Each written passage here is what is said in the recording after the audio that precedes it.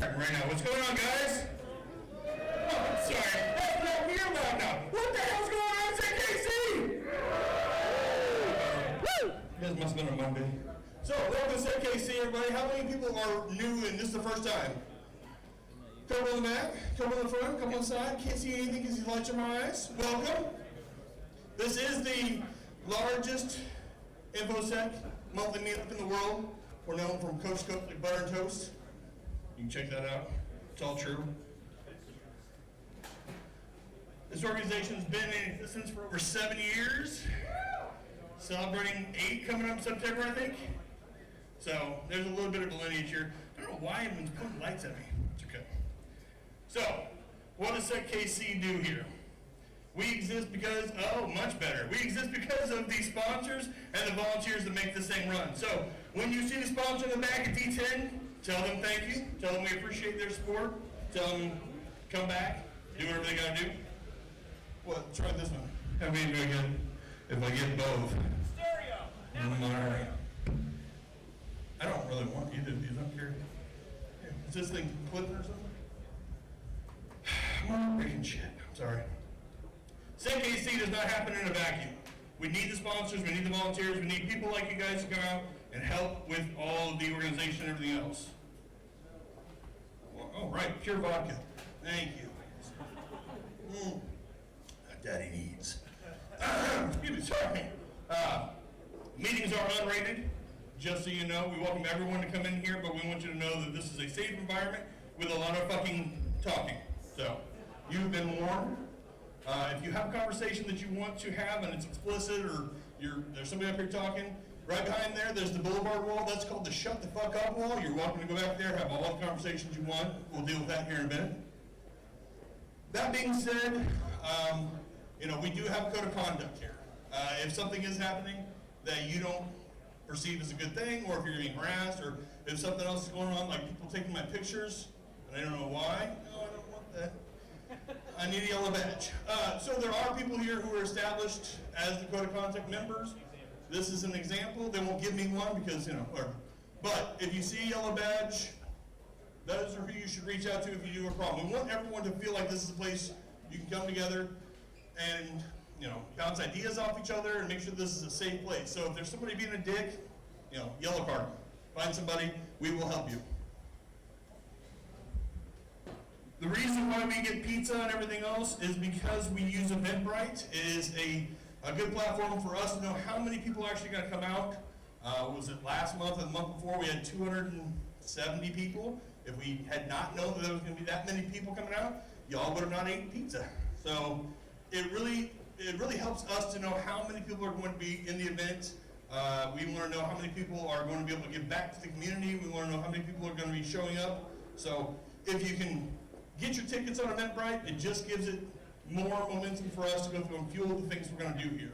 Because if we show up and there's only going to be more pictures, if we show up here and there's only going to be 15 people who are getting badges or something like that or whatever, or the tickets, and there's going to be something like the SecKC coins where there's a wallet for a cryptocurrency under all the tables, then obviously we're going to not plan for that. So do yourself a favor, go to Eventbrite, sign up for the stuff, just makes sense. So everyone here, like I said, is part of a community.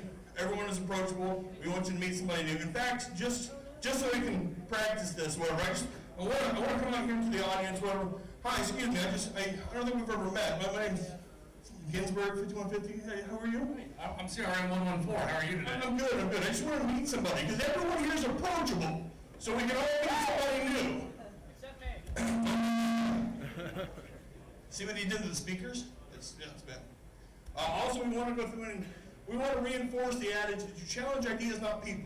There are things here that people are going to say, hey, that's stupid, don't do that. Don't attack the person, attack the idea. Tell them why it's stupid. Or tell them it's brilliant. Whatever you want to do. We want to be a community of teaching and learning from others. We want to go through and make sure that this is the best that Kansas City InfoSec can be. I put up a couple of OSET facts up there, whatever. They're all facts. Like, Buscador is the greatest Linux virtual machine to date. It's a fact. It's just dropping knowledge. Be the change that you want to be by volunteering. Now that it's 2019, we want to, since it's I guess it is 2019. We want a lot more people to come up and fill the roles of things that people have been doing for volunteering for the last 7 years. We want new blood. We want people to come up and give ideas. The way that you can do that is through the website, seckc.org/connect. There's a form there. We got badges for current volunteers as well. So we want to make sure that people are coming up and filling out those roles and being the part of SecKC that you want to see for the volunteer side. So make sure you do that. Also on the Connect side, you can go join the Slack channel. Slack is an excellent way outside of SecKC to continue to, interact with people. Make sure that you're going to the different channels and that you're learning stuff, that you're embracing the ideas, and that you're totally phoning the noobs in regards to a lot of stuff that you know that are better than them. So this is another thing that we offer on the Slack channel is the jobs. If you're seeking a job or if you have a job opening, there's a lot of benefits to go and have this community all in one place so that we can talk about the jobs that are being offered, about how you need 15 years experience for an entry-level position. We all understand that, but it's there. So one thing that we used to do that we are going to continue to do this year is we used to have people come up and talk about the jobs that are opening or the positions they were looking for. After I think it's the first speaker, after Aaron Crawford goes in and gives his talk, behind the boulevard wall over there's going to be a meetup where people can talk about jobs that are either being offered or that they need. So if you're in need of a job or if you have an opening, make sure that you go behind the boulevard wall after the first talk. Let's all say it together. After the first talk. Nobody's listening. All right. After the first talk. Oh, see? Yeah! Get that guy a sticker. Where do we go? You go after the first talk. Where do you go? Behind the shut the fuck up wall. That's right. Another sticker over there. Or over there. I can't see anything. It blocks. We really love Kansas Hall. We enjoy this space. It's the third space that we've been in, so we want to make sure we continue to come back with open arms. These 3 rules apply. Destroy no data, maintain no persistence, and above all, do no harm. This will help ensure that this is a safe space for people to go through and continue to learn, and we're invited back. So, help with that.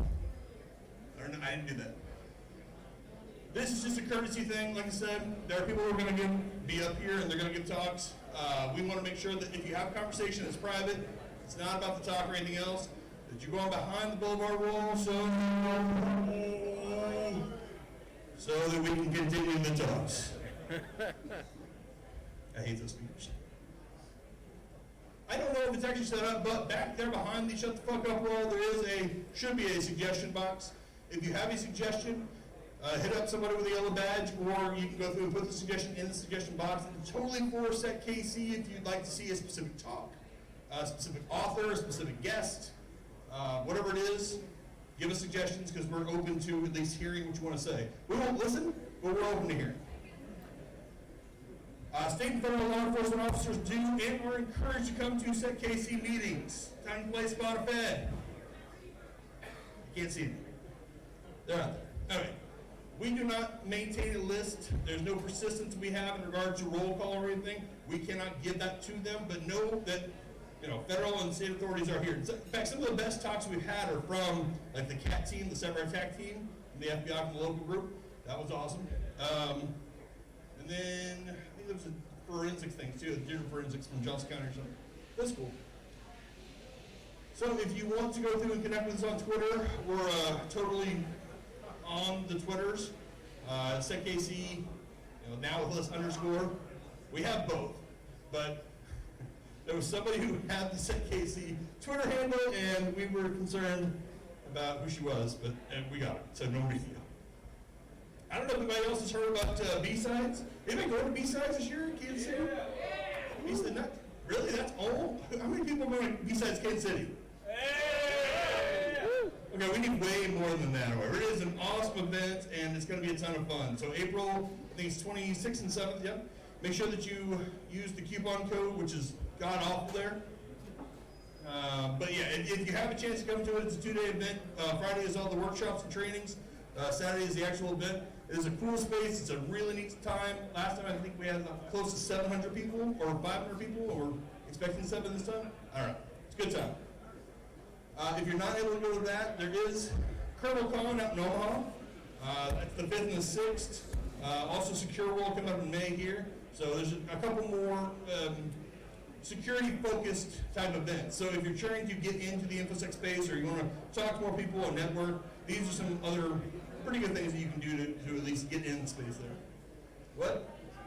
What? No. It's just voices in my head. All right, SecKC is the appropriate sharing octathrow. So if you're on social media or if you just want to, go out with a spray can somewhere, no, don't do that.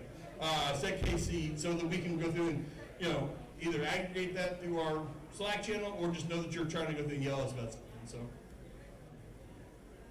So this is where you are now. This is 101. Next time in March, when you get to 4 o'clock, it's make an excuse time. So that you make an excuse to get the hell out of there. After this will be the open source intelligence briefing. At 6:30, we're going to have someone come up and talk about the mentor program, which is a new thing I think this year. We're also going to have someone from Badge Pirates come up and talk, who are the people that make the Blinky badges for a lot of different events, for SecKC, for B-Sides, for fun, all that. Aaron Crowder's going to be up here with You Are Here, which is talking about how to get into presenting in security conferences. And then malicious hardware in shared environments with Sis Aaron there. So yeah, that should be a snooze. And that is about it. Thank you for coming to SecKC. Have a good night, guys. Who hasn't gotten one? We got sweet SecKC pins in the back. We're collecting for harvesters. Donate what you want to get one. We take cash, or you can donate online to our GoFundMe. Or you can go over to Price Chopper and get some canned goods. Come see me in the back. You guys don't appreciate a good food drive. Clearly. This wasn't simple. Oh, we've been posting it on Twitter. All right. They told me this was for the loud person, and then we hop up here, and it's super. Anyway. All right. So this is gonna switch over. I can't even hear you heckling me, so fuck you. For those of you that are new here, this is the news segment. I go over some stuff that happened between last month and today. It takes 15 seconds a slide. It's 10 minutes total. It's usually a lot of fun. I do post the links that you will see. I post them in the Slack, so yet another reason to join the Slack channel, or the Slack. Go into the news links channel. I'll post a whole list later. So, without further ado, we've got our first breach at Huddle House, which is like a budget-ass Waffle House.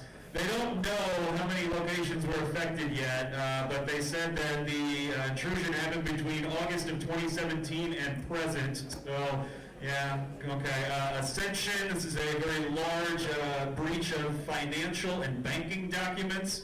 About 24 million of them, in fact, just copies.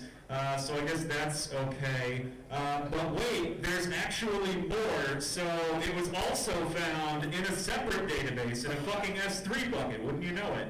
Without password on it, which is pretty egregious given that they come default secured with passwords now.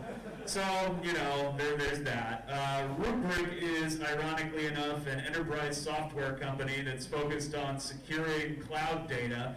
They exposed all of their data relating to major customers due to a misconfigured AWS Elasticsearch server. Again, you can't make this shit up. There is a new round of copyright scams going on. So apparently if you have a cool YouTube channel, it's easy enough for someone to file a DMCA claim against you and extort you for money, and then not be able to refute it. So that's your daily dose of bullshit. Recorded Future thinks that they figured out who dumped collections 1 through 5, or at least collection 1. That's an interesting read. I think attribution is really crazy to do between dark web posts, but whatever. There was a gentleman in Myanmar, I'm probably mispronouncing that country, but he found some issues with T-Mobile's infrastructure over there, reported it to them, they said, yeah, we'll get it. They didn't, so we probed a little further, and now they're trying to send him to jail. The first conviction in SIM swapping attacks has happened. I guess that's not an arrest, I'm sorry. It should say the first prison sentence. He got arrested a while ago, so hooray! People going to jail. There's only, 100,000 more. Microsoft released a really fun article talking about how you shouldn't fucking use Internet Explorer as your default browser. This is right up there with the time where the guy that runs SMB said quit fucking using SMB1, so maybe listen. We've got a little bit more info that came out on the CCPA, which is California's version of the GDPR. It applies to anyone who makes gross revenues in excess of 25 million. If you deal with the information of 50,000 or more consumers and some other shit. There is a report from Chainalysis that determined that apparently there are two groups that are in charge of 60% of the cryptocurrency heists that have occurred, which is kind of interesting. I mean, you'll have to dig a little deeper and read why, but a guy posted a really cool post about what he found in Austria. He searched the entire IPv4 space because you can look up autonomous systems like that. And it's a lot of the same shit that's available in all of our countries. Someone put 1984 in an overlay over that camera on the gas station.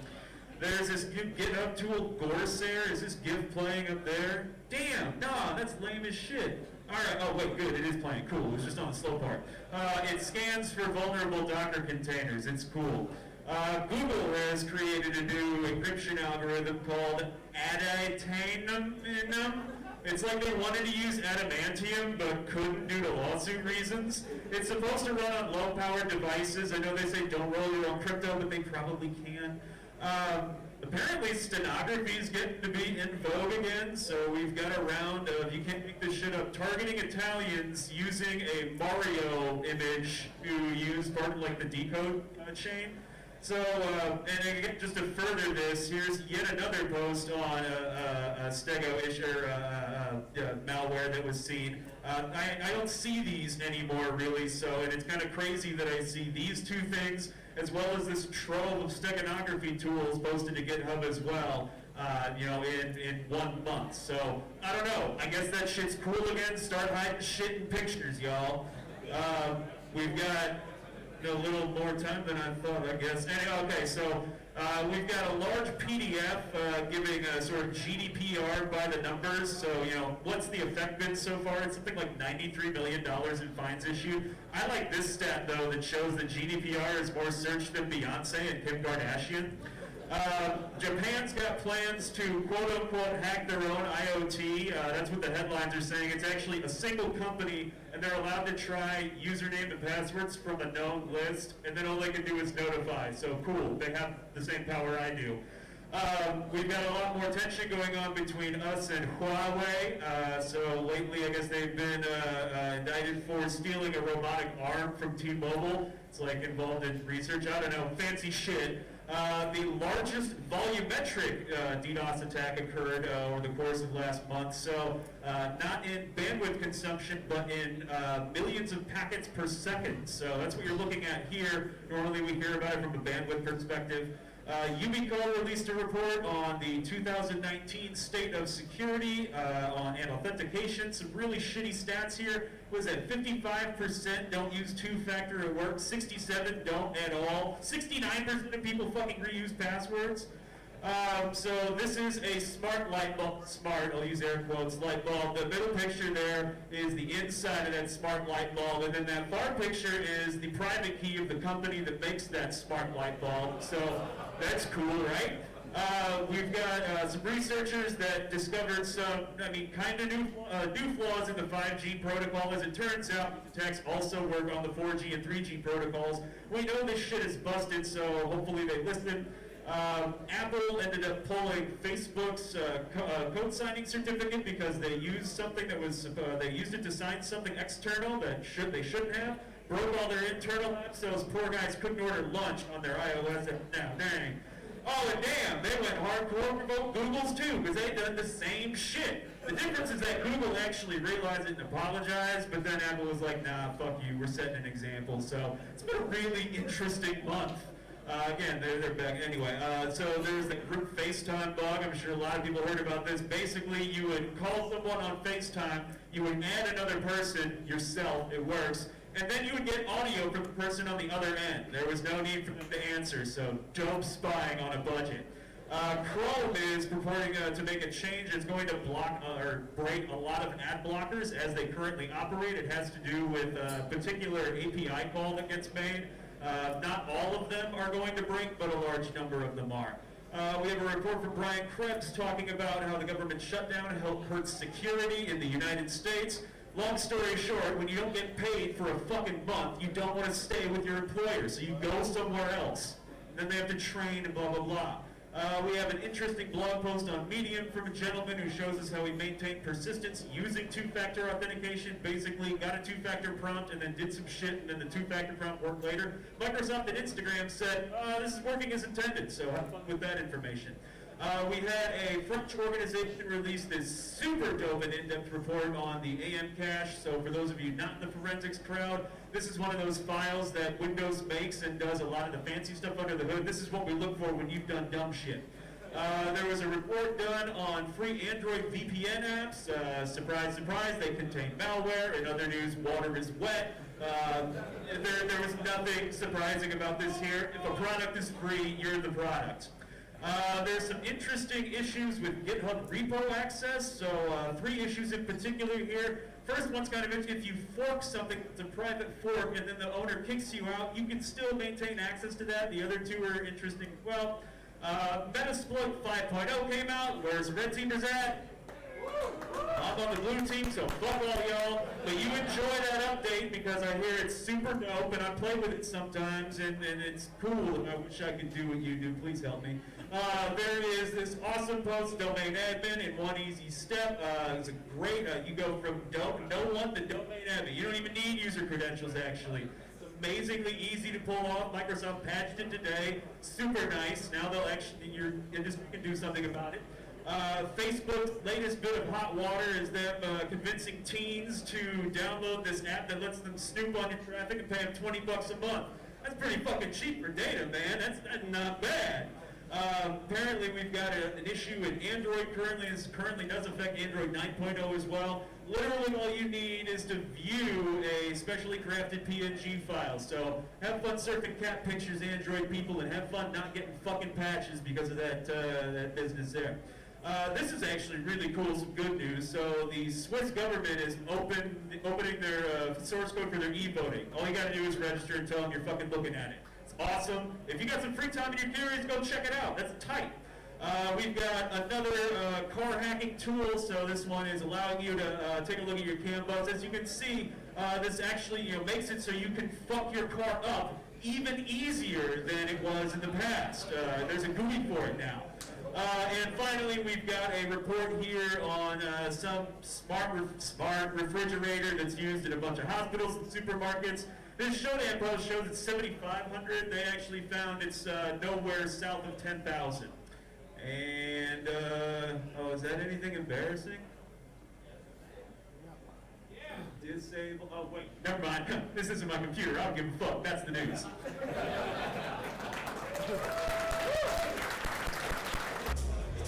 Right, how's everybody doing this evening? Having a good time? Good.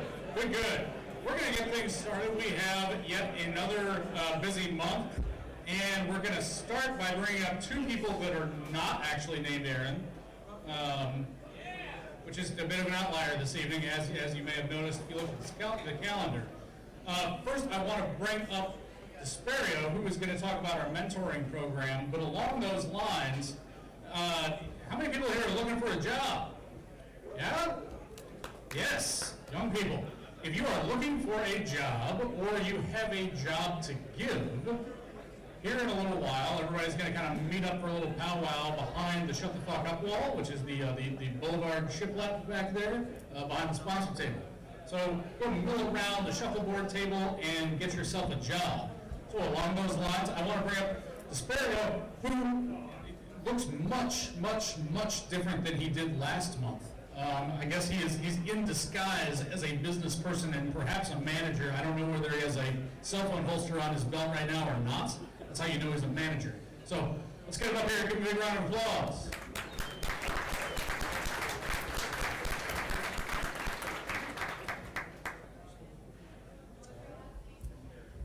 All right, so I want to introduce a mentoring program. It's a new initiative they're doing here at SecKC, and the premise is really simple. We want to help people help themselves grow. It's designed for somebody who really loves security, just getting involved. Maybe they're a student, maybe they have a year or 2 of IT under their belt, and they have no idea what the next step is. So what we're doing is we're pairing up people who are in a position of what they're looking for. So we're putting people who are a pen tester, words are hard. People who are a blue teamer, maybe they're a pen tester, maybe they're some kind of an analyst, and they say, hey, I have this skill set. I have the GPen, I have the GFCE, I have the CISSP, or whatever it is, and they partner up with them and help them set usually 1 to 3 SMART goals over the next 6 to 12 months, and say, if you want to be a pen tester, this is the next thing you want to do. The SMART goals are specific, measurable, attainable, realistic, and time-oriented. The mentors serve as a resource to help them find stuff that they may not know about, like Cybrary or free books or great YouTube videos of different flavors that they've experienced and things that they have done along the way there. The mentors are free. It's not something that costs anything. They're just people who have been in those positions. Maybe they had a little trouble getting there themselves, and they wanted to help somebody else not have the same kind of trouble finding the spots and knowing or not knowing where to go, that sort of thing. So they're just there to people who are give back. What it's not, it is not a job placement service. Sorry, it is. Some of the mentors will introduce you to their network, and that is great if they're willing to do that. But the main purpose is really to provide them with the tools and resources that the mentee would need to go out and find a job themselves. So we do want to set that expectation up front, but at the same time, sometimes there are people who are willing to share the networks, and that's great. The mentors are there for large-scale concepts. They're there to help guide you in a direction. They're there to help show you the resource and say, hey, this is the cert you need, this is the experience you need, learn about Docker, learn about OWASP Top 10, or whatever it is the case may be. But they're not there to really get in the minutia. So if you're looking for like private lessons, probably not the best resource. But nonetheless, they can help point you in the direction of the right resource. How can you help? We've had a lot of new faces. When we introduced this, it was less than a month ago, and we're up to like 25 different pairings right now. So there's been a huge response, overwhelming response. We need a lot of mentors right now. We have a lot of mentees, which is great. I think people are taking charge of their careers. They want to go up. They have the ambition. They have the drive. They just need someone to help kind of steer them in the right direction. So the more people that are willing to mentor, the better. I also had a question recently, can you be a mentor and a mentee? Absolutely. If you're a mid-career professional, maybe you're an analyst, or maybe you're doing this for 4 or 5 years or something, you're still wanting to move up into a CIO position or director position, into a leadership position. You can still help other people who are help desk, or maybe they're a systems engineer, but they want to move to a security engineer. So you can be both a mentor and a mentee. That's absolutely, that's fine, it's great, we strongly encourage that. And I wouldn't want anyone to think, well, we've been doing this for a couple years, so I'm not in a position to help. Of course you are. Everybody here is somewhere on their journey. There's always somebody behind you that's not quite where you are. We encourage you to reach out. And finally, if you are a mentee, once you reach your SMART goals, we strongly encourage you to give back to the SecKC community, because we're here for you guys. You guys who have built this group. If it weren't for the individuals here within the group would have nothing. So anytime there's an opportunity to give back and you have the time and availability to do that, that's a fantastic thing. So, all right, thanks and have a good evening.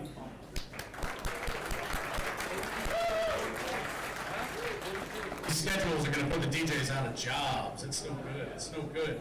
All right, so it's cold outside. Wouldn't you rather be sweating to death on asphalt in Las Vegas right now? Yeah? No? Okay, well, how about in August? It's more seasonable out there then. Yeah? How many people are going to go to DEF CON? How many people are not going to go to DEF CON but still like DEF CON blinky badges? Cool. Well, it turns out that our local crew of badge designers is better than anybody else on the fucking planet. So, if you've ever wondered how you can help get involved with that and see this stuff and really break into some hardware, if you've ever played with hardware, Kevin is going to get up here and talk about how you can help. Let's give him a big round of applause.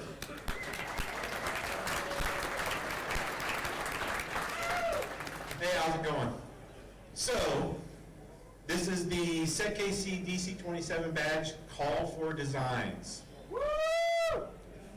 About us, we're badge pirates. We build badges for fun, not profit. We ain't making anything off this shit.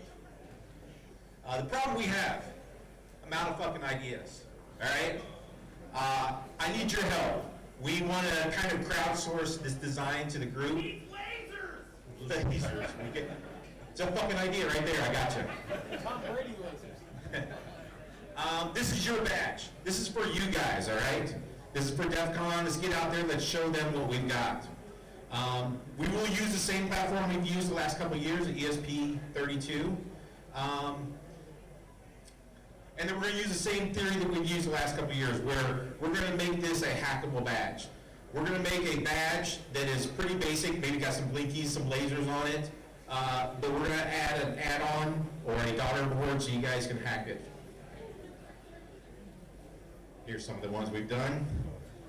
But I need ideas. I need your help. So what we're going to do, let's get together and let's brainstorm this. I need some people out there that are really good with art or think they're really good with art or not good with art at all but want to give it just a shot. Join the DEF CON 27 badge channel in Slack and then show up Saturday. Saturday at the Johnson County Central Library from 9 to 10:30. We have the Carmack room. Holds 150 of us. Let's fill that thing up. Come out there and let's brainstorm for an hour and a half. Come up with just the craziest ideas you have for badge designs, and let's build it. Some of the constraints. Okay, I don't know if you guys know about PC boards, but we don't have a lot of color choices. We can do 2 colors, really easy. 3 if we're using the copper and the solder. 4 if we use the default badge color. So that's the constraint there, is it's not going to be multicolored. And then somewhere around 100 millimeters by 100 millimeters. We can go a little bit larger than that. You know, about what we had last year. So bring your ideas. We have a little time to do this, not very much time.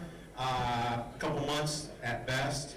Let's make this cool. After this, we're going to release it for you guys to start developing on it. Coming up with some cool functionality, making some, where's Corey at? Corey's not fucking here.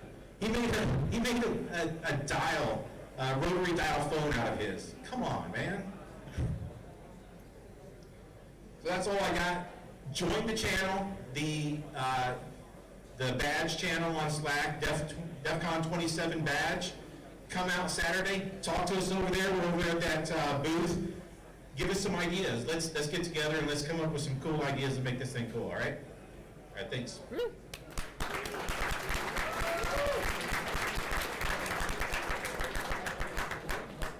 All right, SecKC. We are ready to kick off our first official talk of the evening. I know we've heard some good stuff already. It's kind of like, okay, how can we top that? It's pretty cool with what Batch Pirates is doing and the mentoring program. Super excited to see SecKC pioneering that. There's some other security groups in the KC area, and it's SecKC that's leading. So at this point, I can either introduce our MC or I can keep going. All right, we're going to keep going. So next up we have Aaron. Aaron presented last month. I know we all enjoyed that. It was last month, right? It was last month. I thought it was last month. So he's got a talk this month that I think is going to be really applicable and introduce the mindset and the process of actually developing and presenting here at SecKC. SecKC is crazy welcoming. You'll hear a little bit of a rowdy crowd sometimes, but for the most part, people are really respectful and a really receptive audience. So this is going to be a very timely talk, and I'm looking forward to it. So Aaron, thank you. Before I get started, how many here brought canned food or items or money for tonight for Hack for Hunger? Thank you. That stays here in Kansas City and helps only Kansas City. And thank you everyone for contributing. If you contributed to the GoFundMe, please find me after my talk. I have a list of your names. I have something special for you guys that's kind of off the record. With the Hack for Hunger, we have been able to create a framework that we've been able to distribute globally for people to do the same thing that we're doing tonight. Because imagine if you could bring 1 can of food or just $1 to an event or just your next meeting or next conference, what you could do. Everything brought and contributed tonight into the GoFundMe stays for Kansas City and harvesters and helps only people in our community. So thank you very much for all of that. And without further ado, I know what it's said in your program. I know what everyone said that this talk's going to be about. But to get this talk done appropriately, I had to dox the ever-loving daylights out of myself, so we're going to have some fun tonight. This talk is about giving talks at Kansas City, at SecKC here. It's something I'm very passionate about because I've been around with the SecKC crew since the days of the first cyber raid where I got into a lot of trouble. And I've been around since Gert's Grill, and it's something very important to me. But I run into a lot of people here that are just awesome in the crowd, and they don't know what to talk about. So after tonight, I expect every single one of you to crash the SecKC website by submitting a talk idea. And if you don't, I'll come back next month and do something horrible. But I want to get you guys started on this, because this is something amazing that you can do and can contribute to. This is something that we have that no other city, location, or anywhere on the planet has a security meetup this large every month. So, a bit about me. Find me after the talk. We don't have time for that. So, one thing I want to talk about tonight is getting into things, speaking in front of large audiences and everything, and really getting rid of those nerves and excuses and things. To make sure people know where I'm coming from. I used to DJ in front of crowds of 30 to 50,000 people throughout Europe. I studied under the same guy who taught the Beatles how to do electronic music. I grew up tormenting the Westboro Baptist Church, and I currently am on tour playing backup keyboards for a group. So I'm used to large crowds and audiences. They don't faze me. But I want to be able to impart some of that stuff to you guys so you are not nervous, anxious, or have an excuse to not give a talk at SecKC. So I have to come clean. So about a year ago, I started scoping the audience and doing some of the horrible stuff I do for work. I started polling everyone at the SecKC meetings, and even last month. I even started polling people in our industry. And it was surprising to hear what the number one reason was why you don't present or why you don't want to give a talk. And over 58% said peer judgment. You were worried about what others would say in the industry about you, how they would treat it and how they interpret it. That's valid. We'll address that and everything else tonight. But that was very surprising. It wasn't the fact of, oh God, I'm going to freeze up on stage, I'm going to be nervous, I'm going to forget my line. Lack of preparation was the second biggest concern, and we'll get into that. We have a support system like what just happened tonight with the launching of the mentor program. We have your back here. You have a room full of 400, 300, 400 plus nerds that have your back. So peer judgment was the biggest problem people stated. That was really disturbing. Who cares what the fuck people think? No one in this room cares. Everyone here cares about you and wants you to talk. Understand that. So here's where it gets kind of creepy, and I'm sorry, but here's the breakdown of your average SecKC audience. Over 46% is in IT of some sort. 31% is what we would consider civilian, and only about 23% is actually hardcore InfoSec or security. We have a really diverse and bizarre crowd here. So there's a lot of people that can teach a lot of things and speak on a lot of topics. But I'm going to let you stare at the statistic here real quick, and I'm sorry I've been polling unofficially the crowd here for the last year. What's one thing you notice about this? There's absolutely zero experts. So you're in a room full of people that want to hear you talk. They want to hear what you can contribute and share. Anyone who is actually an expert here, they're not going to tear you down, they're not going to criticize you, they're here to help you. So that's what we're going to kind of get into tonight. So with that, I have a challenge that no one can actually beat me at for once in my life. And that tonight is giving me an excuse as to why you can't give a talk at SecKC. How many people here have a beating heart? Hands? Got some dead folks, some zombies, whatnot. But if your heart's beating, then you can stand up and you can move your mouth, you can give a talk. You don't even have to have a voice. One of the people that works with me, Billy Boatwright, he doesn't have a voice most of the time, he has a trach.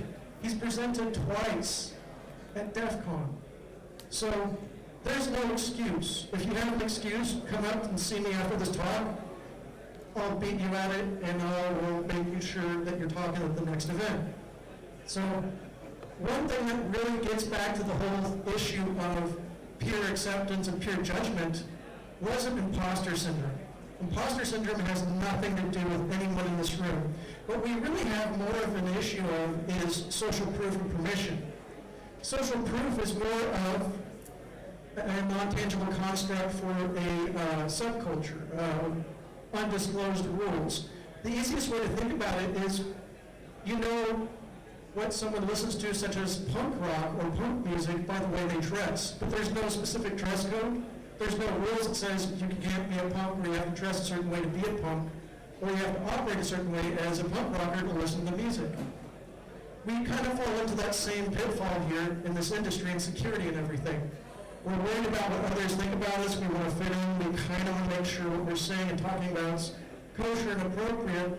But I'll tell you what, it doesn't matter and no one cares. Here at SecKC, it's a very safe place, and it's a safe space. And I don't mean that in a politically correct term. I mean that we have a room full of people that have your back. You have the largest support group here right now, and it doesn't matter where your background's from. How many people here are students? You guys should be up here talking, and we'll get into that and some ideas for you guys. How many people are here working in rock or security center or network center or just do IT?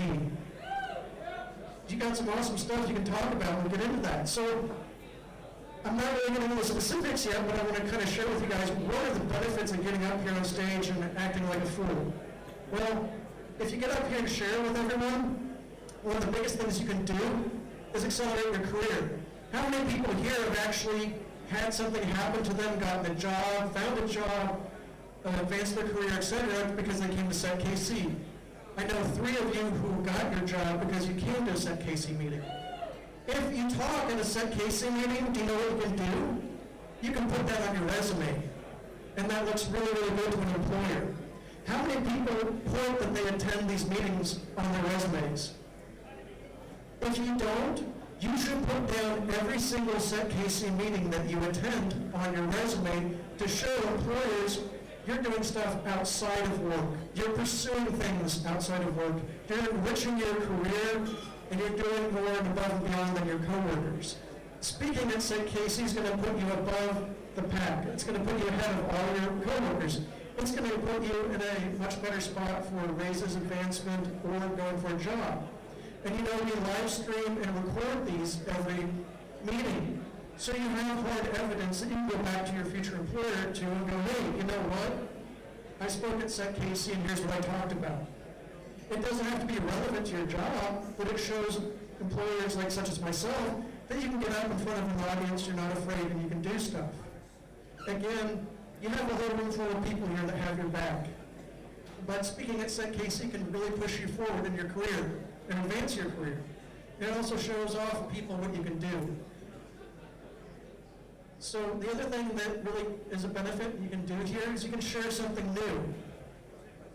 Every meeting, if you find me, I always have 0 days and other horrible things I share and hand out for free.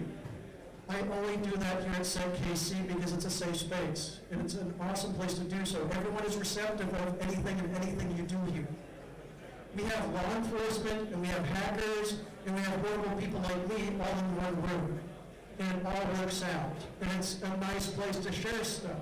So if you came across something new or discovered something new, bring it here and give a talk. It's the best place to do so. I only share a lot of the horrible things here at SecKC now. I don't go to big conferences. I like sharing it here. It's a great place. What we do here is back like what we used to have in the 70s and 80s with user groups. It's a free and open exchange of information in this room. That's the very foundation of hacking. The other thing you can do here is practice. This is a great place to practice and talk before you go to a conference or submit it to a conference. Or maybe you want to present something at work or try something out for work. This is a great place to try it out and start. And anyone can do that. So treat this as your practice ground. Again, Like I said, at the end of the night, I challenge anyone to come up and talk to me. I will do away with any excuse you have. I want to see this whole room crash the SecKC website with submissions for talks tonight. And if I don't hear Bill or Trent or someone calling me crying that the website has crashed, you guys fail. You need to try a little harder. So the other thing that you need to think about benefit-wise, and also kind of a thing to think about as a topic, is reminders. You don't have to reinvent the wheel. You don't have to have something new every time. You can just share something. Share something, go through it, review it. Put something out there that reminds us all that, hey, you are literally a badass because you got out here and talked to everyone. And you shared a bunch of stuff in front of people. But just sit there and think about this, and there's a lot of benefits. Again, I only have a few minutes to share all this with you, so like I said, after this, come find me. So, that's great, blah, blah, blah. You're thinking, how do I get this started? Where do I go? Here, we're a little bit different at SecKC. It's a matter of just pulling the trigger and jumping right into the deep end of the pool. So, the biggest thing, going back to peer acceptance and judgment, one of the bigger things I have pulled people for about a year on here locally is, why aren't you giving talks? One of the biggest things that people had was, hey, I don't know where to start. I don't have an idea. To circumvent that and to address this, just start with what you know. Use a hobby. Do something you're interested in. How many have drones at home or UAVs that they play with and fly and stuff? There's a talk idea right there. How long did it take you to get that thing up in the air? It takes a while to get it flying and going.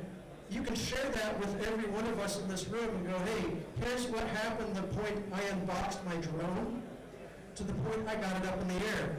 It saves us a lot of time when you come up here and talk and share that information with us. But just start with what you know. It can be so simple. How many of you are students again? Whether high school or college? You should come up here and give a talk. And your topic should be what you're doing in school. What's your experience like as a security person pursuing security in college or high school? What are you doing? What do you experience? What sucks? How hard is it to get a job or an internship? And how hard does that suck? How hard does it suck to afford conferences and things? Come up here and please give that talk so everyone else in this room and industry can hear, hey, here's a perspective of a student, whether you're in high school, middle school, college, whatever. Submit a talk on what you're doing, how you're doing it, how things impact you. Like I said, no one has an excuse that's valid after tonight, so go with what you know. I do a lot of sewing and design. I can show you how to do stuff, and I've given prior and past talks up here about how design factors into red teaming and social engineering. So there literally is no excuse. You start your talks with what you know best, and the way you do that is because you're able to talk better, shoot from the hip, and talk with actual passion. You don't have to be right, you don't have to be correct, but you have to talk with passion and share the excitement with us. Get us excited. Show us what you can do. Share with what you can work with. Come up here and give a talk on NMAP, even if it's like 3 minutes, 5 minutes long. Share with how you use NMAP, something simple. It doesn't matter. Go with what you know. Just like in writing, go with what you know and what you're interested in. Now, the other thing is to kind of how to get your talk started, and I don't like using slides normally, but I've got the next few slides for you guys to kind of reference. If you're looking for the slide deck, it's already out on the Insider GitHub, and you can download it now for free. So, like I've already stated, start with what you know. Just grab something that you know off your desk, whether it's how to use a gaming card, how to use a drone, how to use a new tool, how to hack something, how to exploit something. It doesn't matter. Go with what you know. Next step is to double check your doubt. And what I mean by that is to remove that roadblock from earlier that might prevent you from talking. And I don't mean going through and doing something that psychs you up or anything or a checksum. Just simply go through and go, hey, can I talk about this? Is it something I know relatively? Can I do something about it? And move on to exploring that topic. Just simply sit down and go, well, what can I teach people about, say, a drone? Or as a student, what can I tell people about? Like, what can I share, like, as a student going to a security conference or a student going to a job interview? just think about what you can share with others. The next thing is capture the excitement. And this is stuff before you even start planning your talk, kind of like pre-planning. And what I mean by capture the excitement is this something that you're truly passionate about? If your slide deck burns down, everything goes wrong, the demo god set you on fire, and you have nothing, can you still give the talk?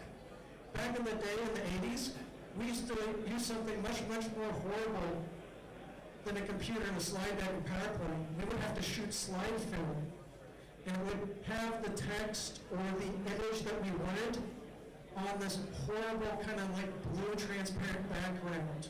And then we would load it up in a carousel on a projector and sit there and try to narrate over it. So you don't have to go down that route. You don't have to be as technical.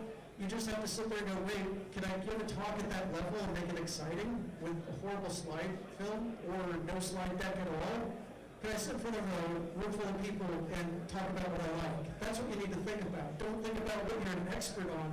Think about what you like and what you can share with us. Because again, this room is not your peers as you would normally think. This room is a mixture of weirdos, hackers, freaks, law enforcement, musicians, all sorts of odds and ends. And we're all a bunch of nerds. So everyone has your back, no one's going to make fun of you, and everyone's going to support you. So from there, you want to start thinking about the content of your talk and how to build it. You start with the idea, and literally the idea, if you can't explain it to me in one sentence, move on. Figure out something else. Next thing to do is capture that idea. And this can be anything from napkins to a typewriter to post-it notes to dry erase boards. I carry a dry erase glass marker with me when I travel, so I can write on the mirrors and other things in hotel rooms. Do whatever you need to do to write down the idea and capture it when it happens. Next step is to organize that. Whether you take some postcards and post-notes and put it together and kind of put stuff on the wall or you get a dry erase board, it doesn't matter. Do what is comfortable to you. Or get someone to help you. That's the biggest thing that I cannot stress enough, is there are tons of people in this room tonight that can help you with stuff, that want to help you give a talk. And everyone will help you for free in this room to give a talk. So ask someone to help you organize it if you need to. The next thing is to record it. And this is mainly putting your ideas down. This again, if you need help, ask someone in this room to help.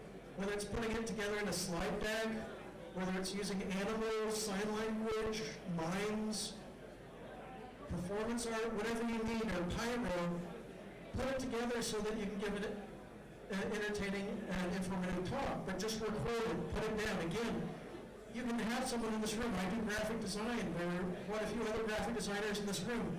We will help you design a slide deck. Just get the ideas put together. We want you to succeed and we want you to be successful. So come out and ask for help. You can ask for help on the SecKC Slack page too. There are tons of people in this room that want to help you. So you have no excuse to give a talk. After you kind of record your ideas down and get them in the format for your kind of rough talk, it's always good to have a checksum. And what I mean by that is sit down, whether it's in front of an audience, virtual reality, stuffed animals in the shower, your friends, your family, whatever, and give the talk, practice, see how it works, see what problems are there. If you got a demo, practice it before you do it so you don't have something blow up on stage. If you have slides, make sure you're doing them at least a week before you give the talk. There is nothing cool about doing the slides minutes to seconds to hours to the morning of the talk. There's no talk that necessitates that. It doesn't help you. It doesn't make you look cool. The more prepared you are, the more you're at ease to give a presentation or talk with authority on your subject matter. Again, if putting a slide deck and slides together sucks and you can't do it, find someone in this room. I know at least 6 people in this room that can do that for you and help you with that and want to do that. So again, if you need help putting it out, or if you need help checking, hey, does this talk suck? Is it too long? Is it too short? Does it not look good? Check it out before you come up on stage and do it. Again, you have a whole room full of people. You have 300 plus people here tonight that can help you with that. So from there, you kind of think about the rough way of approaching this presentation or giving a talk. I like to keep it simple 4 steps because here, like I said, it's different format here. We're back to the old school here in this room. This is not a formal conference. We do things differently in Kansas City. Everyone's here to help everyone else out, and everyone else holds up the whole hacker code of open and free exchange of information here. Like I said, no one's here to criticize you. No one's going to turn you down. Everyone here has your back. The other thing that supports that is we have a code of conduct for every meeting. And unlike a lot of other organizations, we enforce the code of conduct so we can have these free and open exchanges. If we didn't have that, I couldn't come up and drop 0 days that earn business cards or stickers or the other horrible things I do.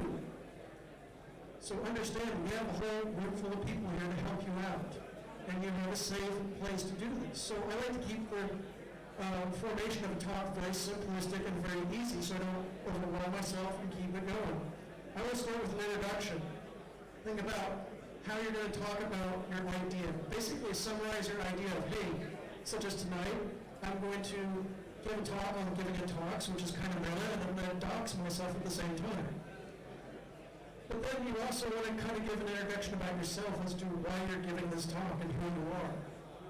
I'm a weird guy that's been around and doing professional hacking for a paycheck since 1995. I'm an old fart. So I have a long history. Come find me after the talk and we'll talk about it. But introduce yourself. Throw out like certifications you have or where you're from or what you're doing. Just talk about yourself and as to why it's relevant. So if you're going to do something like, hey, I'm a student, go, hey, I'm from KU or I'm from K-State, etc. I'm a student. Keep it simple. You don't have to write a biography. I used to do a very short bio slide when I spoke at conferences, and it was highly inappropriate as it featured beefcake, but it got your attention. Keep it simple.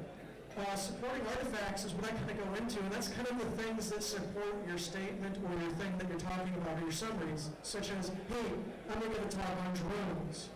Well, here's the information of what supports it, like how do you use the drones for security, or how do you launch or use a drone for the first time.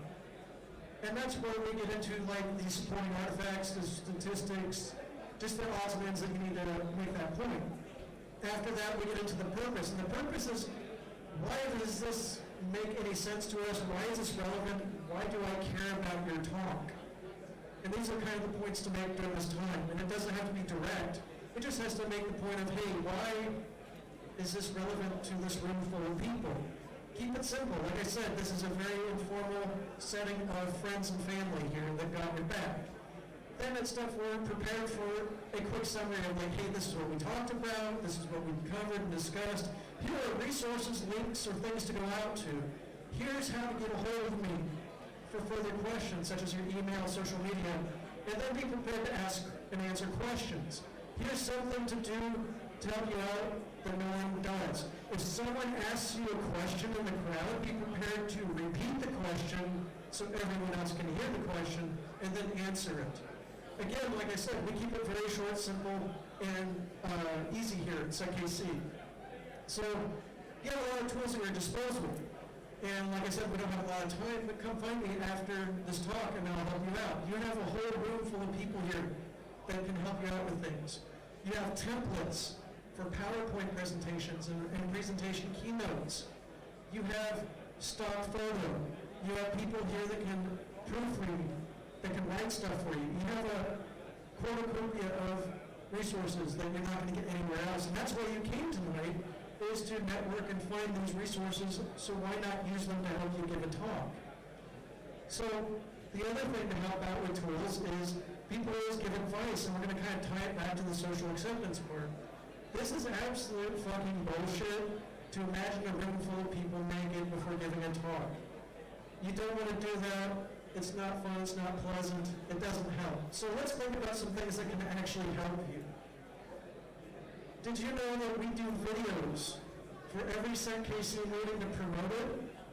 You can use those videos, tag them, retweet them, post them, do everything, spread them on your own social media accounts. That way, you get retweets, you get likes, you get attention, and you help promote your talk. But this is something we do at SecKC, is we create videos for free to announce the next meeting. This allows you to share with others, invite people, but also, if you're giving a talk, you can use this to help promote yourself. You can help market yourself this way. Again, this is something free. Like I said, we have a room full of freaks that are here to help you out. Ask for help. I have gone blue in the face and about to lose my voice here, but ask for help in this room. No one in this room will turn you down. How many people brought food and supplies and money for harvesters? Look around this room. Yeah, this is Kansas City. We do things very differently here. Everyone in this room has your back. Ask for help. You can go anywhere around here and ask. Like Juris over here, you can go, hey man, can you take a picture of me for my slide deck? You can ask him questions. Everyone in this room is here to help you. Just ask for it, and no one's going to turn you down, make fun of you, or give you a hard time. If they do, we enforce the code of conduct and take them out to the parking lot. So, a couple other things to move forward on rather than just thinking about imagining people naked. Act like everyone, the room is already a friend when you start giving a talk. Because they are. If you're not aware of this, you got a room full of 300 plus friends here tonight. And if you don't know, take advantage of tonight and walk around and talk to people. Introduce yourself to a stranger. No one's going to hurt you. No one's going to bite you. No one's going to do anything bad to you. Talk to someone you don't know in this room. There's some amazing people in this room. I'm intimidated giving this talk tonight because I'm in a room full of the most smartest people in this town. I'm a dumbhead from the middle of nowhere, Kansas. And I'm in a room full of awesome people that know how to give talks and know how to do things at a security level that I don't even dream of. So you have a whole room full of these awesome people. They're already your friends. No one's going to make fun of you. No one's going to give you a hard time. You should also practice as if everyone likes you. No one's going to turn you down. Again, like I said, I can't repeat this enough. This is an awesome room full of truly epic people that can do some amazing things. Also, build with a positive outlook. Put your talk together knowing that you know what? You're going to have a room full of people that are going to enjoy this, that are going to hang on your every word, that are looking forward to this. I look forward to every month I can come back here and listen to talks, meet people, and see what's going to happen. Because you never know what's going to happen at these events. You never know what's going to be dropped. You never know what's happening back behind the boulevard sign of people exchanging ideas and all sorts of horrible things. You never know what the guys with computers and laptops out are doing. It's awesome. So build it with the intent that, you know what, everyone's going to love this. No one's going to turn you down. No one's going to make fun of you. And with that, I want to see if anyone has questions because we have a lot to cram into a short little time. I want to make sure, more than anything else, I can answer questions, give resources, and do anything else. Any questions? Because I fully expect the website to go down tonight by submissions of talks. No one has an excuse to not give a talk. Any questions? How do you submit a talk? How do you submit a talk? You can go to the SecKC website. That's seckc.org. There is a submit a talk button and link there. If you have questions about that, there's plenty of other resources on the website, as well as people in this room that will help you do that. So again, let's make Bill and Trent cry and several other people cry here with pulling that website down. Every single one of you has the ability to give a talk. Every single one of you has a resource in this room you can reach out to that can help you facilitate that talk. Any other questions? Pardon?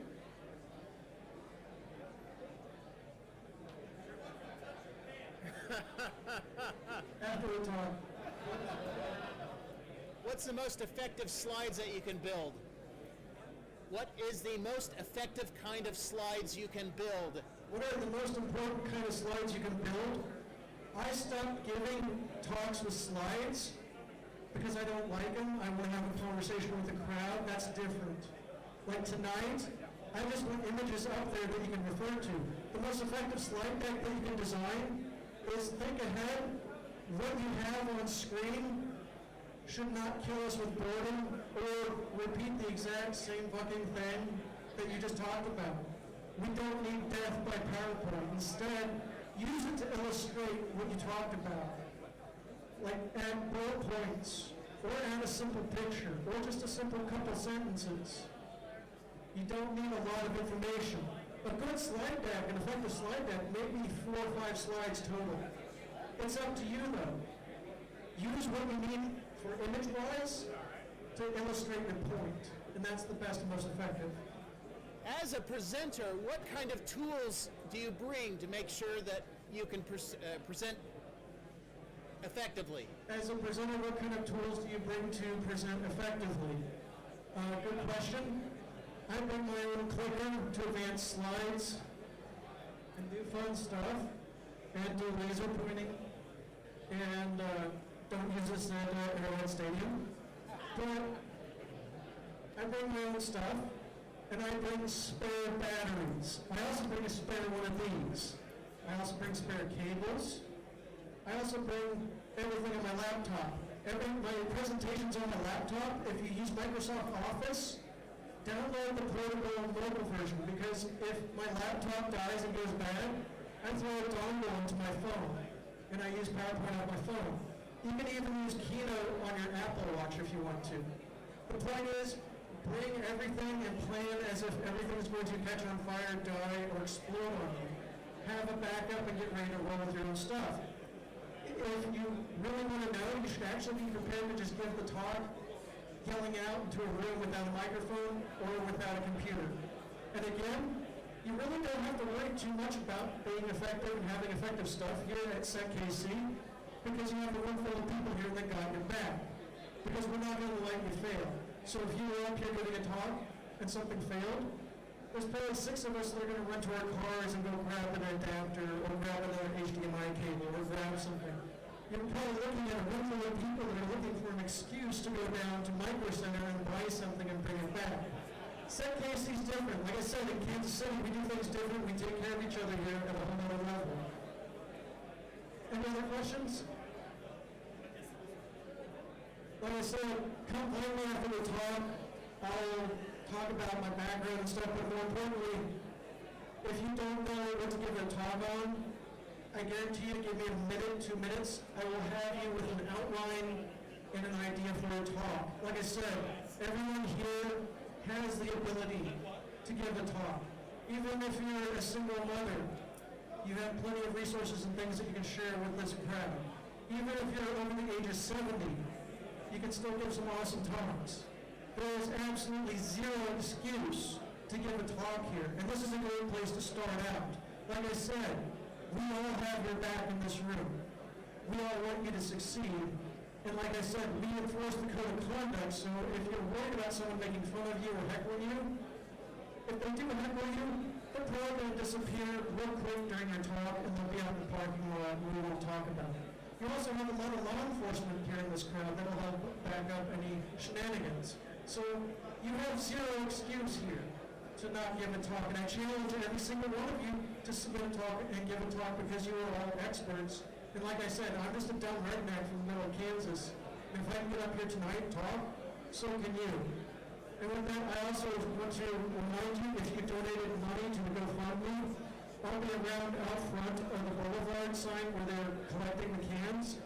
Please find me. I have a list. I have something special for you that you're not going to find anywhere else. It's better than challenge coin. It's a way of saying thank you for helping us start this and making Hack for Hunger work. And again, thank you. Oh, one more question. What's that?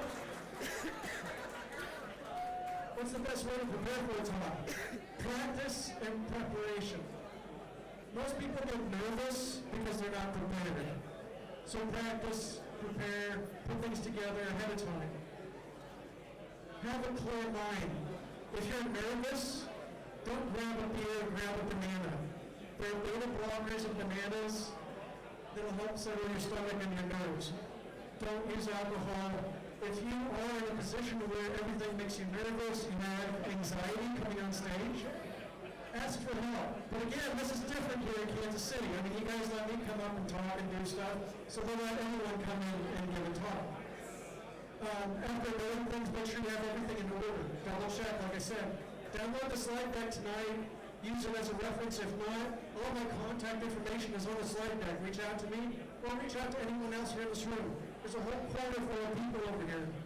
You're going to go to the other Aaron talk. Everyone in that corner right there, hold your hands up. Those are people you can go to for help. If you want to know how to give a talk, start a talk, or do a talk. Even Sky started and gave a talk and contributed. So there are no excuses. Everyone here, give it a shot.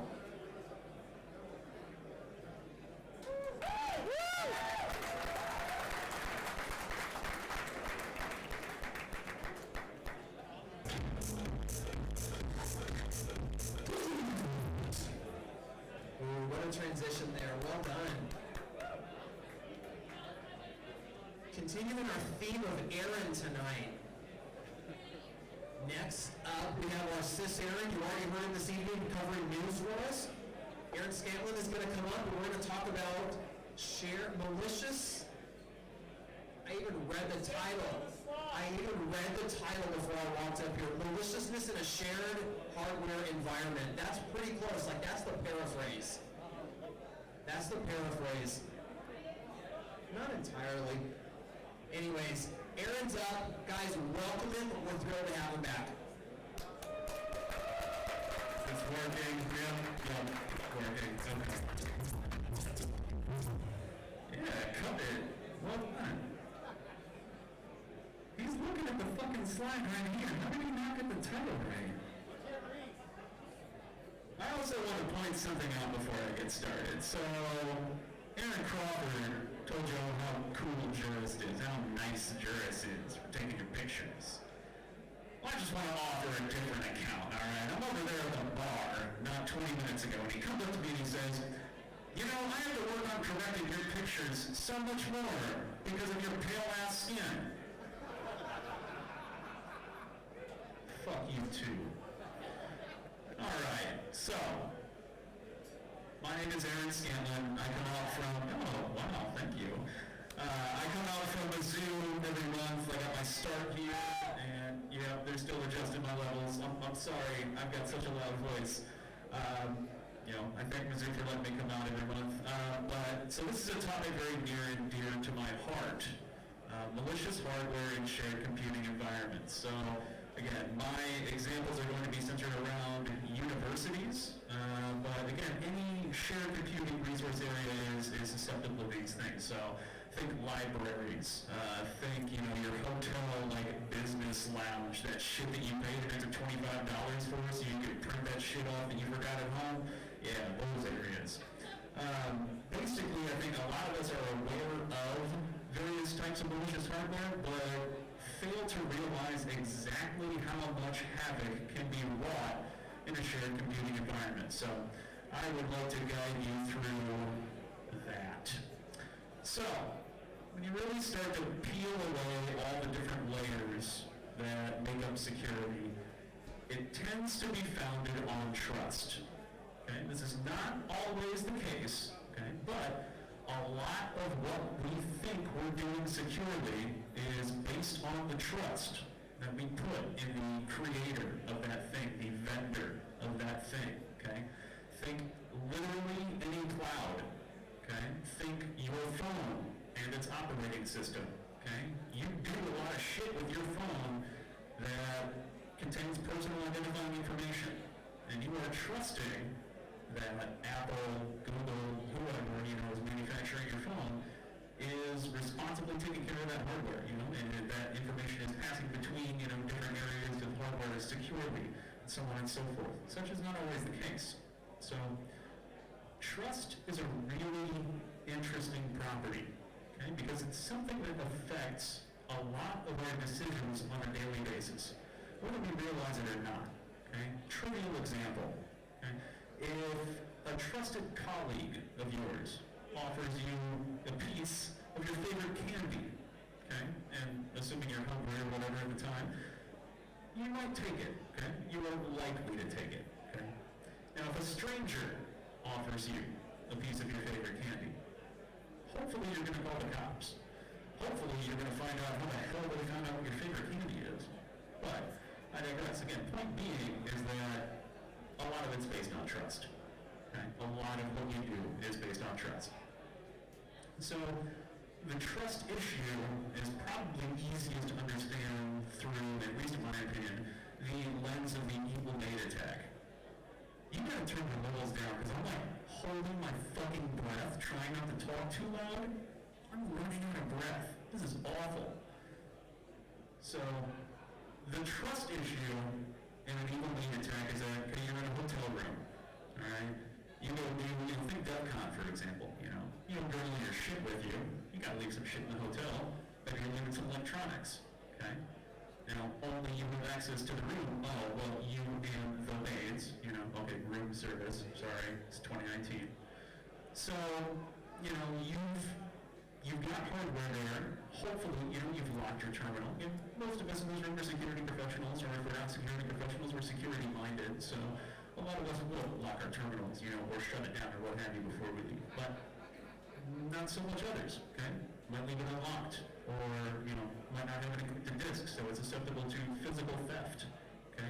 Things of that nature. So, what is the chain of trust in shared computing, okay? Much like certificates, there is a chain of trust in any, relationship, in anything that you are engaging in. So, another interesting facet of trust in these environments is that the trust relationship doesn't just go one way, okay? Much like the organization trusts that the users of shared hardware are doing so in good faith, that they are being non-malicious, users are trusting that the organization has their best interest in mind, that they are worried about their data privacy. Again, such is not always the case. So, stepping through that list of the 4 tiers in common shared computing environments, we've got the organization itself, okay? So they are the facilitators of policy and procedure. They are who create that. They are who enforce it, okay? They are best poised to prevent or utilize malicious hardware. Okay? Think about that. If you've got cooperation from the very top of the organization, it's going to be a lot easier to get away with implanting malicious hardware on shared computing resources in that organization. You can also stop it as well. Again, you are at the top of the organization. We're talking about the C-level staff here. You are the hammer, okay? Policy is great and everything. It's nice that you have rules, but if you're not enforcing those rules, they don't mean shit.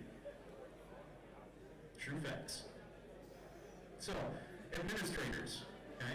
Now, shadow IT is a real thing, okay? Again, a lot of times, when you're in the workplace, you've got other people who are working with IT systems and they need to get their job done.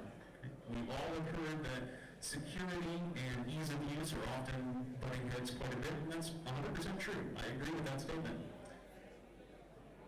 Sometimes your administrators are going to circumvent policy to get their job done. Very rarely is this done maliciously. I won't say very rarely. This isn't often done maliciously. Sometimes it is, but, not often.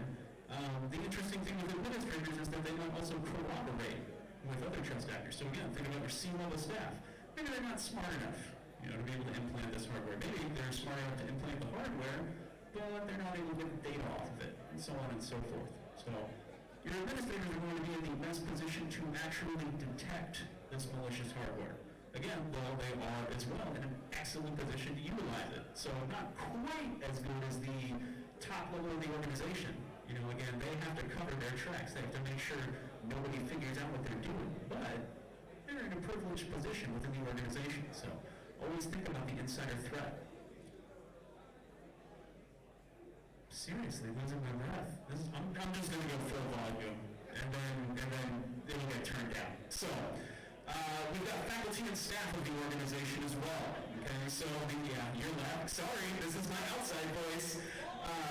It might, again, they're going to circumvent policy either intentionally or unintentionally. We'll say that it's maybe more often that your faculty and staff are circumventing intentionally because they're just sick and fucking tired of that complex password policy, and so they're changing it to Sunday Welcome 2019, exclamation point, don't ask why that was a specific example. I don't want to talk about it. Again, they might also be corroborating in the chain with other actors, in particular the administrators, not too often the users, but that does happen sometimes as well. Oftentimes it's going to be with an administrator though, they would be the sort of technical smarts behind it. But But again, as we'll see, you don't really need technical smarts to pull off a lot of this shit. They are in a good position to utilize the malicious hardware. Again, not quite as good of a position as, say, your system administrators of the organization, but they are going to have access to otherwise restricted areas. They have, that privilege of being able to, mess about with. So I'm an instructor at the university as well. I'm an adjunct professor for the IT program. If I'm in the lab that I teach in at 2 in the morning, fucking plugging in one of the things that I'm about to tell you about, no one's going to think twice about it. They're going to be like, there's Scanlon again, working hard, burning the old midnight oil. It's, anywho. And then, of course, we have our users. Okay? And yeah, I've had a bad week, so this is the picture I chose for my users. They will circumvent policy if it, helps them. I can't count on one hand how many times students download shit and I have to track them down, kick them off them, yada, yada, yada. Again, users might also collaborate with other members. They might work independently as well, and they are using this shared hardware, but they probably don't have any organizational information. Okay, so if we take a step back from the university example, I'll move to a library example. Maybe you've got some real dastard who's thinking, oh, I'm going to go ahead and put this packet sniffer here on this library computer because my arch nemesis uses this computer on Wednesdays when he comes in and uses these computers. Point being, they can put it there, sure, because they have access to the hardware, but they don't know, what their IT practices are. It's a library, spoiler, it's going to be bad. They don't know, who does what there. So there's more risk of getting caught. Thus, it's just not something that is seen as often. Deterrence is a pretty good thing. So when I first gave this talk, somebody asked me at one point, is it that bad? And so this is the cyber kill chain, which is extreme, but look at where this gets you ostensibly in that kill chain. Okay, so this is, the sort of methods that an attacker is going to go about to compromise a system. This is what the Lockheed Martin kill chain, military shit. It gets you practically 2/3 of the way through this kill chain, all right? All we have left when we're talking about malicious hardware, again, not always the case, but all we really have left to do is establish a connection to our home base, hacker-controlled resources, and then exfiltrating data, or whatever it is that we're doing. I'm talking about data exfiltration, but it could be, maybe we want to drop ransomware on this target. Who knows what we want to do, but we don't have much more to do when we use this malicious hardware. It's great. And then sometimes I will also get asked, well, you gotta actually be like a elite hacker. You gotta have one of these KC hoodies so that people, this is how people know I can hack shit. Yeah! I can't spell hacker, but I can do it. No, it's cool. It's KC. It's cool. It doesn't take any skills, okay? It really doesn't. In fact, all you really need when you know it is money, okay? And admittedly, a touch of technical know-how. But nowadays, you don't even really need that much know-how. As long as you can read, as long as you're capable of critical thinking, and I know that is a stretch for some people, but you can pull these attack cloths. So, who wants to learn how to hack a bunch of cool shit for $500? Alright, well, the rest of you just keep on sleeping. So I'm just going to keep on sitting up here and talking. Aaron said you should prepare for your talks. He was right. So, for $500, you can get all this shit you see here. Alright, now, these are products from Hack5. We've had a couple of talks on Hack5 products over the years. And in fact, our man Rusty Shackelford talked with them and wound up giving away some of their hardware in the none too distant past. So anyway, that's great. But this is all commodity available hardware. So is that. Sorry, I forgot to click the button one last time. This is what you can get for $500. Okay? We're going to talk about each of these and discuss a little bit about what they do and some defenses against them. I'm not gonna lie, the defenses are a little difficult, especially if you're in the public sector. I work for a university, so the whole attitude is open network, free love, and it makes things interesting, I'll tell you that. So, I heard the word academic something. I'm not at work right now, don't make me think about work. So, yeah, apology accepted. Thank you. Nice person. So the land turtle is the first thing up. So this abuses the computer's trust of plug-and-play adapters. In fact, a lot of these abuse the trust that our computers put in plug-and-play adapters. What this allows for is remote access. This allows for man-in-the-middling. This allows for network reconnaissance. Everything that this does, and again, a lot of these products are similarly built as sort of frameworks for deploying different payloads. Everything is modular with this, so you add on functionality, by going through a really basic setup menu. They make it extremely easy for someone who is even non-technical. Those of you who are technical can actually write your own module in Bash, Python. I think they support PHP, whatever the fuck that is. And it's pretty easy stuff. Okay? With the land turtle in particular, they have two different models. One of them being much easier to defend against than the other. So the common model is one that has an SD card locally, and it can store all that data, so that is an area where you're probably not going to see any data leaving your network. That's all just being stored locally, and your attacker is going to come back and recover that piece of hardware manually later on down the line. The one that's really impressive, if you ask me, and you actually wouldn't get this one in the $500 set, this particular model is $300, but their newest land turtle model comes with a 3G modem and a SIM card. And you do your data exfil over cell. Show of hands, how many of you guys are monitoring the cellular networks at your organization for data exfil? I can't see anyone because of the lights aforementioned earlier, but it's cool. Anyone who's raising their hand is lying. And if they're not, talk to me later, because that sounds interesting as fuck. But I'd be willing to bet nobody is doing that. So, the USB rubber ducky, of course, this is one that a lot of people are familiar with from Mr. Robot. So this was written or shown in that show. But this abuses, again, the plug-and-play nature of devices and the trust that our computers put in that. And the rubber ducky acts like a human interface device, an HID. And so it's a keyboard as far as your computer is concerned. And what it'll do whenever you plug it in is it will automatically execute, whatever script that you have loaded onto it. So again, they have Ducky scripts, their proprietary language mechanism to write cross OS payloads. You use, sort of an abstracted command for, Windows key, and if your target's not on Windows, if your target's not on Windows, you still use the command button for Mac and yada, yada, yada. Again, it's a simple scripting language, so again, there are lots of examples online. You don't have to know how to code to use this. You don't have to know, how to code in order to install these modules or use this tool. As long as you are capable of some basic Googling and being a dick, I guess, you can pull out attacks. Can I get that handheld mic? Because this thing keeps cutting out. It's fucking annoying. Moving on.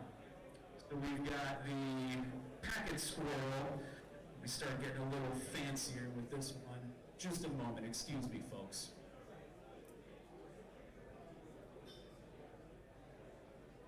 Check one, check one. All right. Much better. Great. Now you can hear me suck without. All right, damn, they introduced me tonight. DJ scratching me up here. Shit.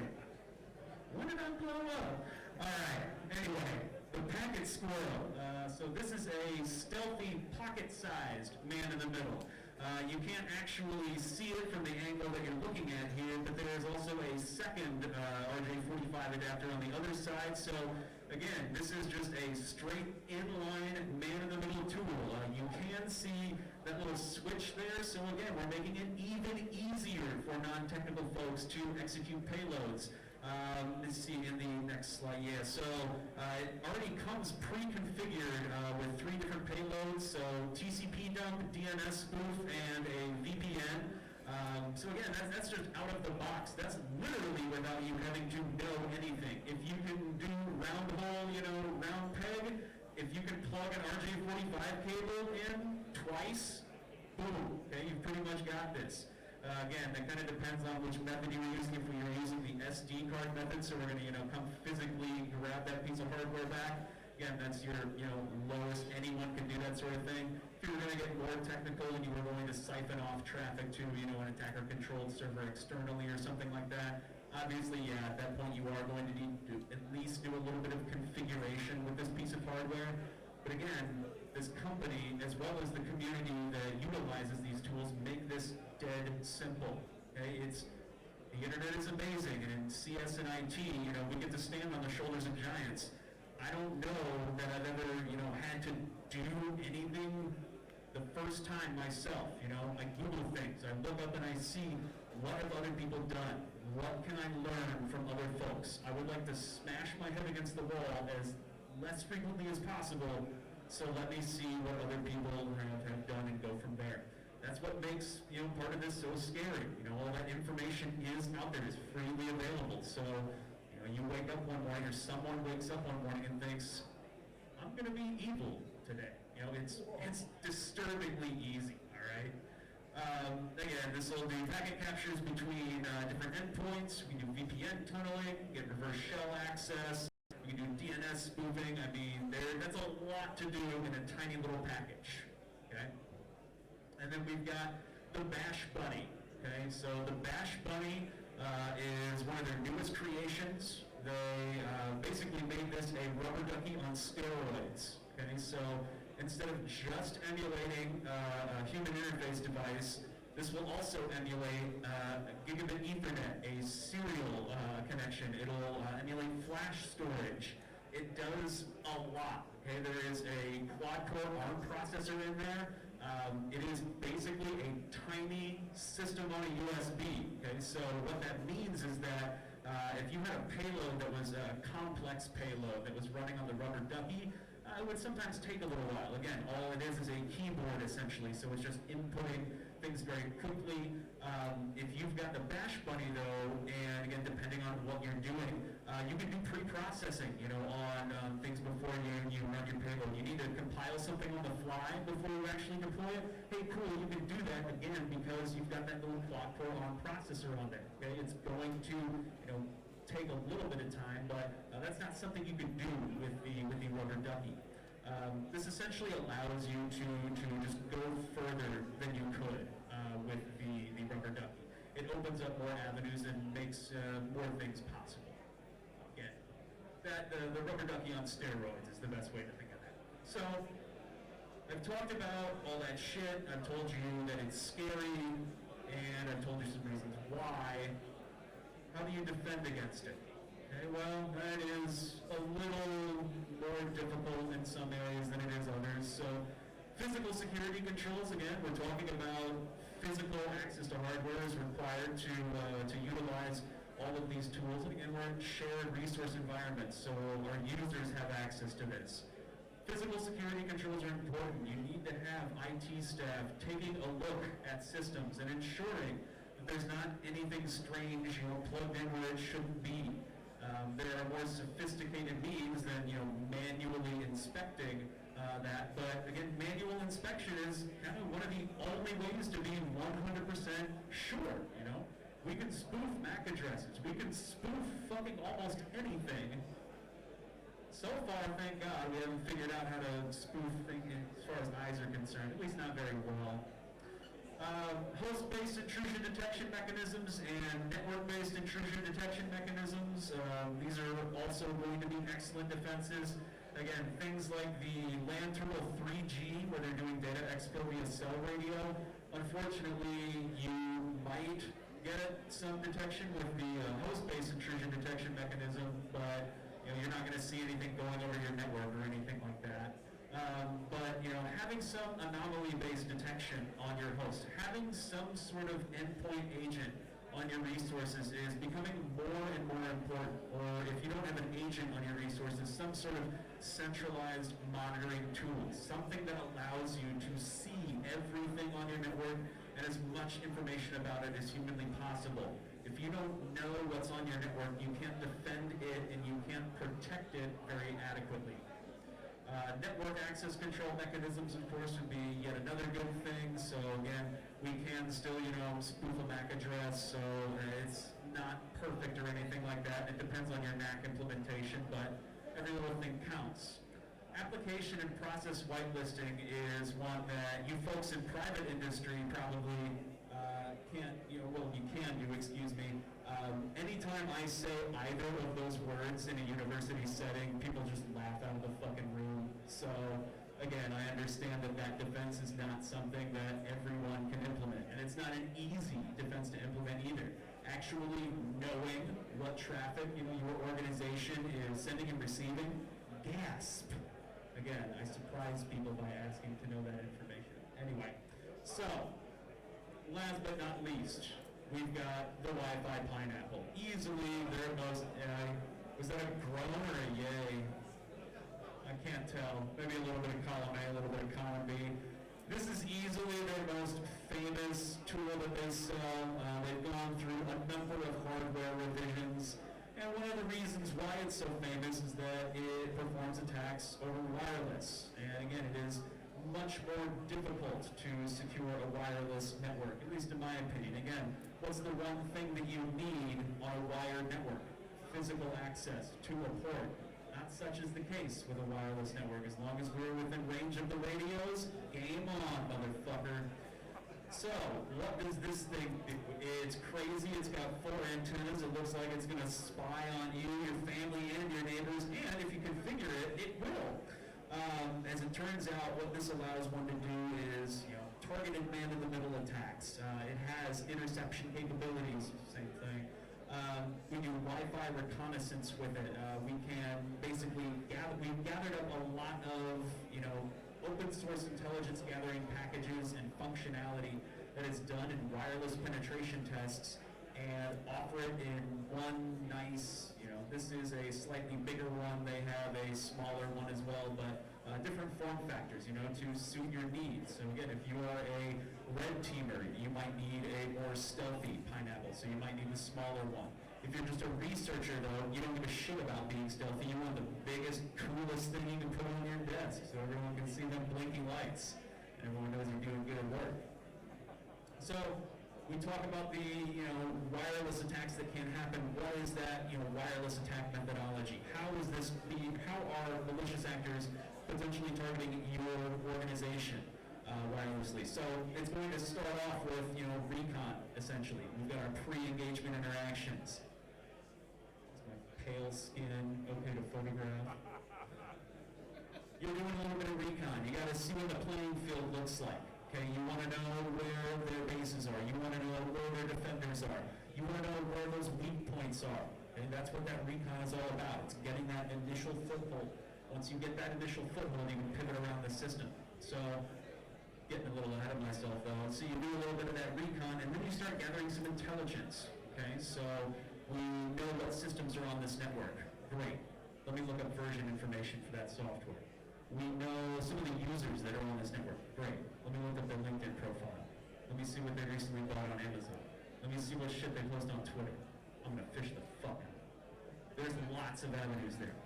We do vulnerability analysis. So when we've actually chosen a target, we've got a suitable target that we want to compromise. We start taking a look at what they use within the organization. Are they using only organizationally owned hardware? Or do they bring their own phone? Right? Do they have a bring your own, someone told me bring your own disaster the other day, and I really like that. So is it a bring your own disaster environment, or is this, our only, business machines on this network? Yeah, so it kind of depends. Ideally if you're the attacker, I suppose, you find a vulnerability. Okay? And you go and exploit that vulnerability in order to get that foothold, get your foot in the door. And then again, oftentimes, a lot of organizations with an immature security posture consider everything on the outside bad, everything on the inside good. Okay, so pivoting around can sometimes be extremely easy. Other times it takes a little bit more skill, but again, once you've exploited your target, hopefully you are in that network. At that point, you can then do whatever it is you sought out to do. Maybe that's gain domain admin. Maybe that's just to passively see traffic that's going on the internal network. Who knows? Okay, and then finally, there's reporting. So again, the attacker, if we're an attacker using this, we maybe don't give a shit about reporting, because unless we thought we fucked up and we want to know how we can make more money next time. But if you are a red teamer, if you are a professional offensive security individual, what you need to do after you're done fucking taking your client to town and back is tell them what went wrong. Okay, you need to tell them how you were able to do what you do. Ideally, you need to provide some remediation tips and guides, because you don't need to. That all depends on your contract, doesn't it? But ideally, you give them something to go off of. Red team and blue team have the same objective. We're trying to secure an organization's resources. It's just that the red team does it in a more fun way. So, lucky you guys, again, just to rub their face in it. Lucky. So, what are our defense measures against a Wi-Fi pineapple?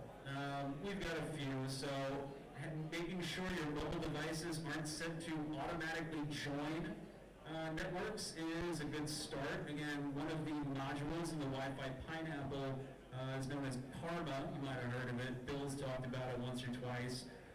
What Karma does is it listens for the beacons that your mobile devices are constantly sending out. If you didn't know it, all of your Wi-Fi capable devices are constantly screaming into the void at one another saying, "Are you ATT Wi-Fi? Are you Ramada Internet?"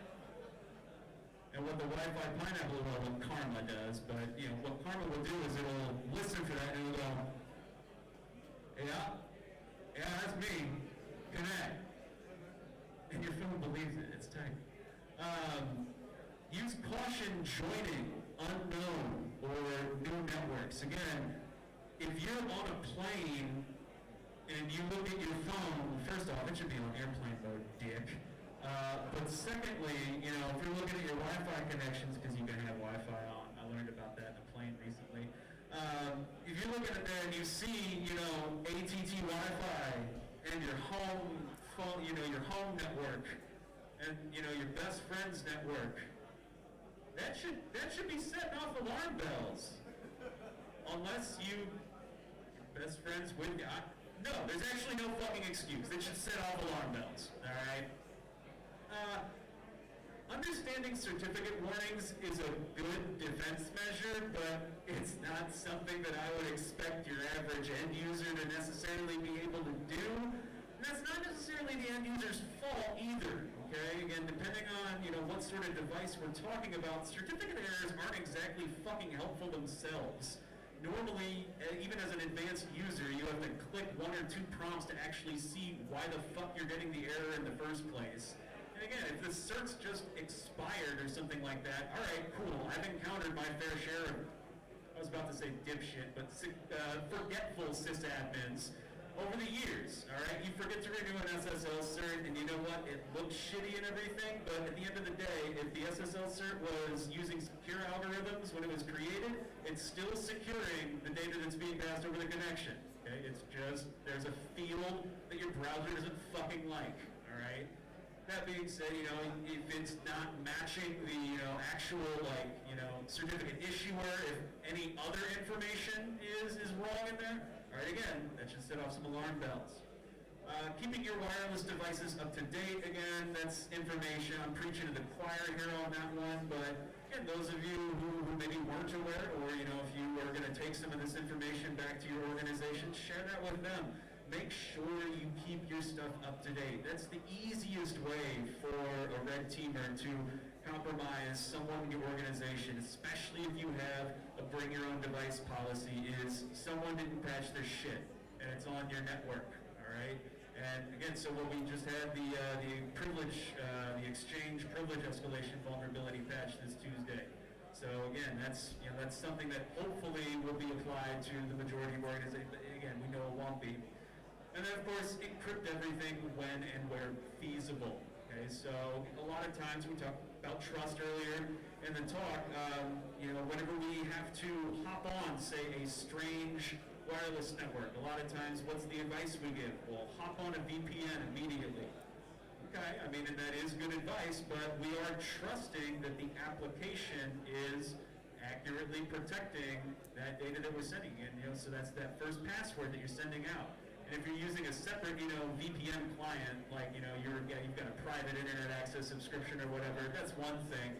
But think about it from a corporate VPN perspective, okay? If your organization utilizes single sign-on, if you use your same corporate ID to access multiple business resources, as most enterprises do, the first thing you have to send over that untrusted network is your fucking work password.